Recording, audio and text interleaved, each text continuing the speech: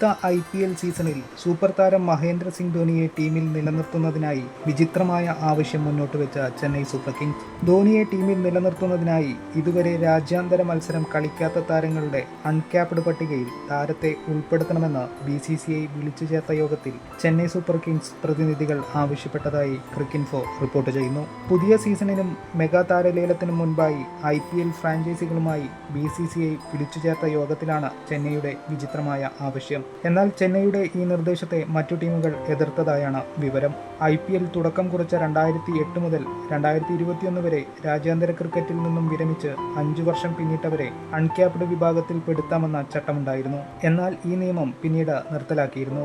എന്നാൽ ധോണിയെ ടീമിൽ നിലനിർത്താനായി ഈ ചട്ടം ഒടിതട്ടിയെടുക്കുവാനാണ് ചെന്നൈ സൂപ്പർ കിങ്സ് ശ്രമിച്ചത്.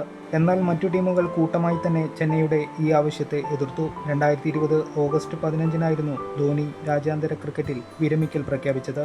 2022 മെഗാ താരലേലത്തിന് മുൻപായി ധോണിയെ ചെന്നൈ നിലനിർത്തുന്നത് 12 കോടി രൂപ നൽകിയാണ്. ഒരു അൺക്യാപ്ഡ് താരത്തെ നിലനിർത്തുവാൻ 4 കോടി രൂപ മാത്രമാണ് ടീമിന് ചിലവാകുക. ഈ തുകയ്ക്ക് ധോണിയെ നിലനിർത്താനാണ് ചെന്നൈയുടെ ശ്രമം. ഇതോടെ IPL താരലേലത്തിൽ കൂടുതൽ തുക കൈവശം വയ്ക്കാൻ ചെന്നൈക്ക് സാധിക്കും. എന്നാൽ ഈ നിർദ്ദേശത്തെ സൺറൈസേഴ്സ് ഹൈദരാബാദ് ഉടമ കാവ്യ മാരൻ നേരിട്ട് തന്നെ എതിർത്തതായാണ് റിപ്പോർട്ട്. ധോണിയെ പോലൊരു താരത്തെ അൺക്യാപ്ഡ് പ്ലെയറാക്കി കണക്കാക്കുക എന്നത് അദ്ദേഹത്തോടുള്ള അനാദരവാണെന്നും മെഗാ താരലേലത്തിൽ കൂടുതൽ തുക കൈവശം വയ്ക്കാൻ ഇതോടെ ചെന്നൈക്ക് സാധിക്കുമെന്നും കാവ്യ മാരൻ പറഞ്ഞു.